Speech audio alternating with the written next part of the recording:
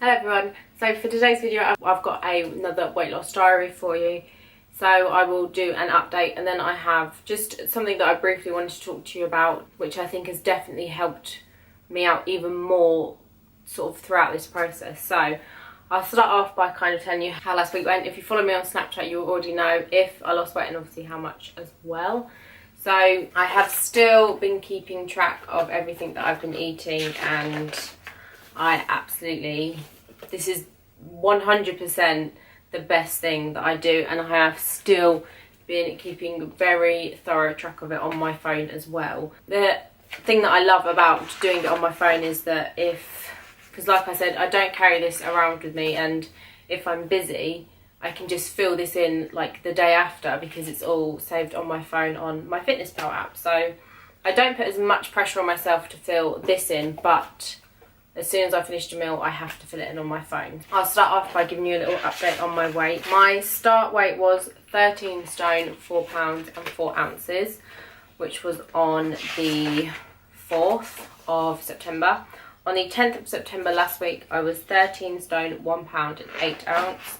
And then my last weigh-in on the 17th, I was 12 stone, 13 pounds and 4 ounces. So I lost a little over £2 for last week, and overall I am £5 down, which is I'm so happy with that. It's so close to half a stone as well, and I feel like I can feel it. It's nice to see going from kind of so obviously going down from 13 stone to 12 stone something. It's definitely something which is nice, and something that I can't remember if I mentioned this in my last video. It's definitely something that I wanted to mention, is that I am taking it a week at a time. I'm not thinking about it from now until April. I'm taking it a week at a time, and I'm setting myself some sort of smaller goals.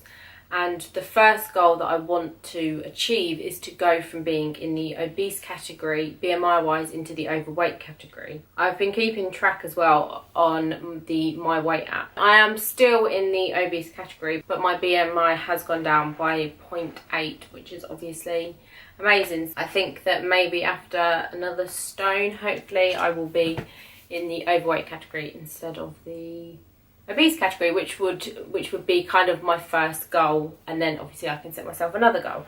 So in terms of what I ate last week, obviously I didn't lose as much weight as I did the first week, and this is why I love the fact that I've kept track of everything, because I can look and see what did I do that was different, and what could I do, you know, this week, what could I try this week. And I felt like I definitely ate I ate toast 5 days for my breakfast, which I didn't really like that. It really didn't keep me as full as when I eat stuff like cereal. Last week was also a very busy week because Brooke started school, but she wasn't in for 4 days. She was only in for half days throughout the whole week. So I was sort of coming and going, and we were very busy. And so yeah, that was definitely made it a little bit more difficult, because I felt like I had to kind of rush my lunch and then go and pick her up and things like that. I did see like salad wrap my lunch a couple of times, and like a Weight Watchers sandwich and crisps, which was nice. And then for my dinner, I did experiment a little bit more with my dinner, because I wanted to see what difference that makes. And we went out one sort of late afternoon for some like an early dinner, and I had a jacket potato, and I could have had like chips and something else, but jacket potato is something that I enjoy eating, and it's still relatively healthy, so I had that. I've had sort of scrambled egg on toast. I've had like a Quorn sausage baguette. I still am really struggling to eat as much as 1700 calories, just because I'm still paying attention to what I feel like my body needs and wants, because the last thing that I want to do is just eat 1700 calories just for the sake of it. And if I don't want it, I don't want it. It's just sort of as simple as that. So I've definitely sort of compared what I ate last week to this week, and so I went out and bought myself some cereal for this week, and I'm gonna try and go more by what I had the first week to see if that can kind of continue on, and I can lose that little bit extra. So I'll obviously let you know how I get on with that next week, but like I said, I am really happy with that. I think that it's just nice to see that. I'll show you the pictures now as well. And so this is the front picture. I'm just looking at them on my laptop so I can compare them. And I feel like I can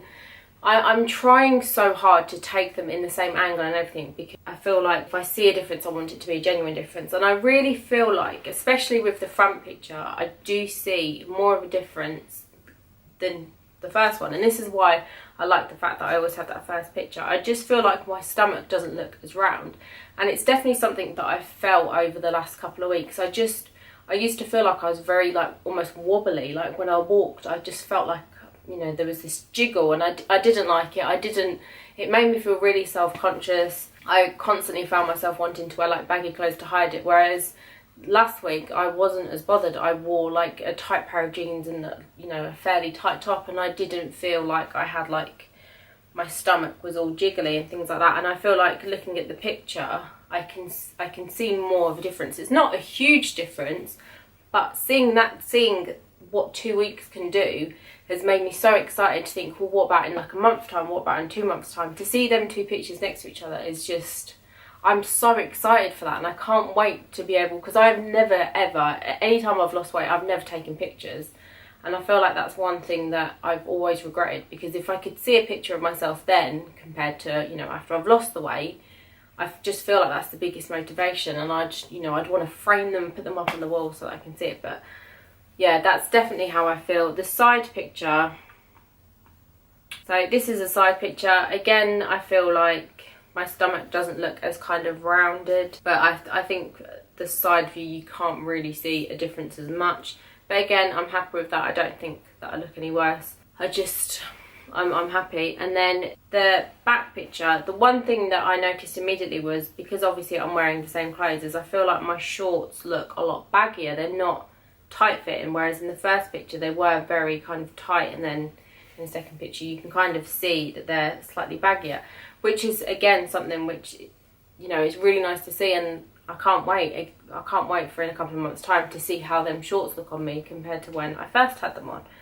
So yeah, they're the pictures, and I'm really happy with that. I think that it's so nice to see some progression, whether it's a little or a lot. I just think it makes you feel good. And I've been telling myself that, you know, it's all going to be worth it in the end. When you hear about people on diets, you kind of almost like, oh, you're on a diet, like you can't eat the foods that you want to eat and all that kind of stuff. And it's like, you shouldn't feel like that. It shouldn't be such a negative thing. And I feel like I've got so much more of a positive outlook on it now, because I know what good it's doing to my body. Last week I spoke about being motivated, and this week I wanted to talk about exercise, and more as to why I don't really plan on doing much in terms of exercise at the moment. I think that the more you research and the more you read about kind of things, it puts things into perspective, and it makes it a lot simpler for you, which then in turn makes it a lot easier to do. When it comes to exercise, I feel like there's this huge misconception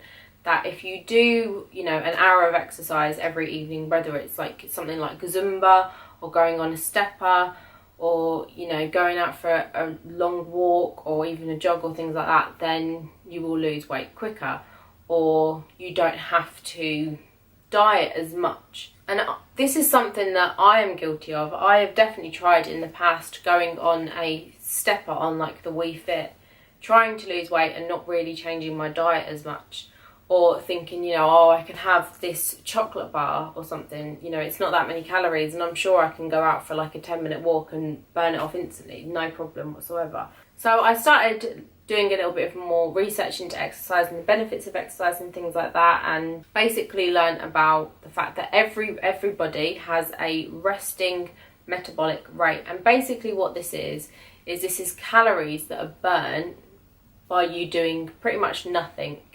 So the food that you eat fuels your body, it fuels your brain, you know, it helps pump blood around your body, and it helps feed the muscles. Your body wants you to have muscles. Your muscles are the things that you use to move, the things you use to pick stuff up. You know, you've got so many important muscles in your body, and obviously, you know, you eat food and it doesn't just stay in your body, it gets burned and it gets used up as energy. And everybody has a resting metabolic rate. So I looked it up and did a little bit of research on it. Obviously, exercise is important. Just being active in general is important. It's good for your heart, it's good to help pump blood around the body, It's good for all around health. In terms of weight loss, the majority of things that are going to affect your weight is what you eat. It's calories, that's all it comes down to. And I explained this in my second video when I spoke about BMI and, you know, calorie counting, all things like that. It's so important that you are careful as to what you put in your body. Resting metabolic rate, or your RMR, is affected by lots of different things. If you have more muscle, then this increases. So obviously your body needs to burn more calories in order to feed their muscles. This is why a lot of people do a lot of weightlifting in order to lose weight. Your age also affects your RMR. It actually decreases as you get older, and this is why people tend to say that the older you are, the harder it is to lose weight. Genetics can affect your RMR as well, unfortunately. That's just the way it is. Obviously, some people do have conditions with their metabolism as well, which can be affected. The amount of meals you eat in a day and the size can affect your RMR. If you eat smaller meals throughout the day, that tends to work out a lot better than eating sort of 3 big meals. That's why a lot of like bodybuilders and things like that will eat a lot of smaller meals throughout the day. Pregnancy as well can increase your RMR because you have a baby inside of you which is feeding. So there is a lot of things that can affect your RMR. I went on the website and they have a calculator. You put your age and you put whether you're female or male, you put your height and you put your weight, and it tells you your RMR. And my RMR is roughly between 1800 calories and 1900 calories. So that is roughly how many calories my body burns in a day. So obviously, if you're eating more than that, you will gain weight. If you're eating less than that, you will lose weight. And this is something which, again, this just shows that me choosing to eat 1700 calories a day was the right amount, and it's obviously been working because I've been eating less than that, but I have not eaten any more than that. So my body has been naturally burning the calories that I've been eating plus more, which is helping me get rid of the fat. And this is why, I think that it's important to look at the calories. So a couple of weeks ago when I spoke about my FitnessPal app, I mentioned that it gives you extra calories for exercise you do, and it's got because it's an iPhone, it has a stepper on it, so it counts how many steps you do. Now, the thing that you have to be really careful about is I walk pretty much every single day. I live in a quite small town, so everything is in a walkable distance. So I naturally burn however many calories in a day doing that walk. If I paid attention to that and gave myself extra calories for what I already do in the day, it's just going to counteract exactly what I'm doing. This is why I can't say to myself, I'll have a chocolate bar because then I can go out for a 10-minute walk later. Because that's a walk I will probably already do anyway. So it's not extra exercise that I'm doing to burn off the calories of a chocolate bar, for instance. When I thought about that, I thought, I wonder how far I would actually have to walk to burn off something like a Mars bar. A Mars bar is around 260 calories. So I'm going to look and see when I have walked enough to give myself 260 calories. So obviously I don't have my phone in my pocket all the time, so it's not very accurate. But on one day I had walked enough with my phone in my pocket to give myself an extra 283 calories. And I had to walk nearly 7,000 steps to do that. That wouldn't have been 7,000 extra steps than I already do in that day. So basically I would have just eaten that chocolate bar and it wouldn't have been it wouldn't have been counteracted by me walking, because that's a walk I already do anyway. So I just think it's really important that you don't rely on exercise to help you lose weight. It's really important to think about what you're putting in your body. And I feel like in a couple of months when I have lost, the majority, maybe not even that, of my body fat, I will then start to work on growing my muscles. And I think you don't have to wait until you've lost all your fat to grow your muscles, because the more muscle you have, the more calories you will naturally burn throughout the day. I just want to focus more on just being active anyway, regardless, but I'm not going to give myself extra calories for that. I'm just going to focus on what I eat in a day and go from there. It's very hard to judge what you would already do in a day anyway, because you don't do the same thing every single day, and it obviously averages out through the week. I recently went to London and walked nearly 7 miles. That is something that I wouldn't normally do on a daily basis, but that might be counteracted by the fact that Brooke is now at school. I'm going to be probably staying home a lot more during the day, so that's something I have to be careful from. Just because I walked nearly 7 miles on Saturday doesn't mean that I should allow myself to have, you know, chocolate for the rest of the week, or I should allow myself to relax a little bit more for the rest of the week, because it's going to be counteracted by whatever else is going on. So you shouldn't judge it by what you did that day, because you never know how the rest of the week's going to come up. There's no way I could eat what I used to eat and exercise and be seeing the results I'm seeing now. It just wouldn't happen. I would be eating way too many calories. My body would naturally burn off some, but some would stay, and I wouldn't be doing anything extra to burn them off. I really hope you enjoyed this video. I can't wait to do my next update video. If there's any other topics you want me to talk about, then be sure to leave them in the comments down below. Thank you so much for watching. Be sure to give it a thumbs up if you did like it, and subscribe if you haven't already, and I'll see you in my next video. Bye!